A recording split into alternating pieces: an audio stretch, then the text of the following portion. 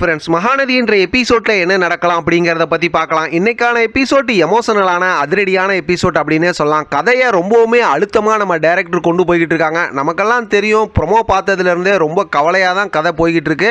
இன்னைக்கான எபிசோட் அதோட தொடர்ச்சியாக பார்த்தோம்னா காவேரி படுத்திருக்காங்க, அவங்க அம்மா அப்படி சாரதா பார்த்துக்கிட்டு இருக்காங்க. அடுத்து தாத்தா பாட்டி ராதா எல்லாரும் பார்க்க வராங்க. காவேரி தூங்குறாங்க. அப்படிங்கும் போதே பார்த்தா பாட்டி ஏற்கனவே பண்ணி வச்ச பிளான் பிரகாரம் தூங்கிட்டும் எதுவும் தொந்தரவு பண்ண வேணாம் அப்படின்னு சொல்லி சாரதா வெளியில் கூட்டிகிட்டு போய் பேச ஆரம்பிக்கிறாங்க. அவங்ககிட்ட ஒரு முக்கியமான விஷயம் பேசணும்னு சொல்லி தாத்தா பேசுகிறாங்க. தாத்தா கிட்ட என்ன பேசி எப்படி அவரை ஒரு மாதிரி கொண்டு வந்தாங்கன்னு தெரியல. அவரும் பார்த்தா சூழ்நிலை கைதியாக ஒன்றுமே பேசாமல் இருக்காங்க. அடுத்து விஜயோட வீட்டில் தான் எல்லாம் பேச ஆரம்பிக்கிறாங்க. இப்போ சாரதா ஏதோ முக்கியமான விஷயம்னு சொன்னீங்களே சொல்லுங்க அப்படிங்கிற மாதிரி சொல்கிறாங்க. நிவின் மட்டும் அமைதியாக இருக்காரு. ஏன்னா அங்கே பார்த்தோம் அப்படின்னாக்கா அங்கே இருக்கிறது சாரதா இருக்காங்க, பாட்டி இருக்காங்க, கங்கா இருக்கிறாங்க. யமுனா மட்டும் அங்கே பார்த்துக்கிட்டு காவேரி கூட அங்கே ஹாஸ்பிட்டலில் இருக்காங்க. இப்போ பார்த்தோம்னா பாட்டி கொஞ்சம் கொஞ்சமாக பேச ஆரம்பிக்கிறாங்க. எல்லாம் நிறைய பேசுகிறாங்க. பேசுகிறதோட விஷயம் என்ன அப்படின்னு பார்த்தோம்னா ரொம்ப பெரிய ஒரு எமோஷனலான பேச்சுக்கு அப்புறம் ஒரு கட்டத்தில் பாட்டி என்ன சொல்கிறாங்கன்னா, விஜயோட நிலைமை ஒன்றுமே முன்னேற்றம் கிடையாது. விஜய் அதாவது ரொம்ப மோசமான கண்டிஷனில் இருக்கிறதா டாக்டர் சொல்லிட்டாங்க.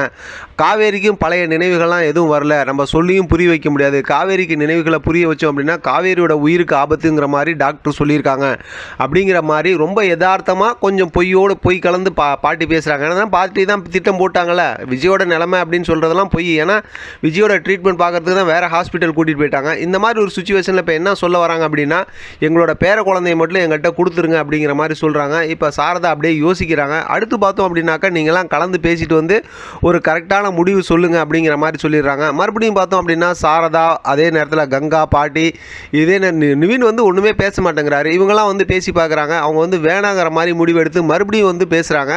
ஆனால் மறுபடியும் பேசும்போது பார்த்தோம் அப்படின்னாக்கா ஒரு கட்டத்துக்கு அப்புறம் இப்போ கல்யாணி பாட்டி நான் காலில் வேணாலும் உழுவுறேன், இந்த மாதிரி ஒரு நிலைமையில நீங்கள் குழந்தைய வச்சு வளர்த்து என்ன செய்ய போகிறீங்க அப்படி இப்படிங்கிற மாதிரி பேசி சாரதாவை சமாதானப்படுத்திடுறாங்க. அவங்களும் ஒத்துக்கிற மாதிரி ஆகிடுது. அடுத்து வீட்டில் எல்லாரும் உட்காந்துருக்குறாங்க. இப்போ காவேரி ஹாஸ்பிட்டல்லேருந்து வராங்க அப்படிங்கிற மாதிரி சொல்கிறாங்க. காவேரி யமுனாவும் ஆட்டோவில் இறங்குறாங்க. காவேரி இப்போ விஜயோட வீட்டுக்குள்ளார நுழையும் போது அந்த வீட்டை ஏதோ என்னமோங்கிற மாதிரி தான் பார்த்துக்கிட்டு இருக்காங்க. அதாவது அவங்களுக்கு தான் பழைய நினைவுகள்லாம் எதுவும் இல்லைல்ல, அந்த மாதிரி தான் பார்க்குறாங்க. அப்படியா ஒரு எமோஷனலாக இன்றைக்கான எபிசோட்டை முடிச்சிருக்காங்க. நாளை அப்படிங்கிற ஒரு குட்டி புறமாவும் காட்டியிருக்காங்க. அதில் பார்த்தோம் அப்படின்னாக்கா அங்கே ஹாஸ்பிட்டலில் விஜய் காவேரி எப்படி இருக்காங்க, குழந்தை எப்படி இருக்காங்க அப்படின்னு கண் முழிச்சு பேசுகிறாரு. எல்லாரும் ஒரு மாதிரி எமோஷனலாக கண் கலங்கி அழுகுறாங்க. இப்போ அவர்கிட்ட என்ன பொய் சொல்ல போகிறாங்கன்னு தெரியல. கதை உண்மையிலுமே ரொம்ப பெரிய ஒரு எமோஷனலாக தான் கொண்டு போகிறாங்க. ஆனால் நம்ம விஜயும் காவேரியும் ரொம்ப சாக்லேட் பாயாக மறுபடியும் ஆரம்பத்திலேருந்து காட்ட போகிறாங்க. அந்த கதை சம்மந்தமாக நம்ம அடுத்து பேசலாம். இதை பற்றின உங்களோட கருத்து கமெண்ட் பாக்ஸ் தெரியப்படுத்துங்க. தொடர்ந்து ஆதரவு கொடுங்க. தேங்க்யூ ஃப்ரெண்ட், தேங்க்ஸ் ஃபார் வாட்சிங்.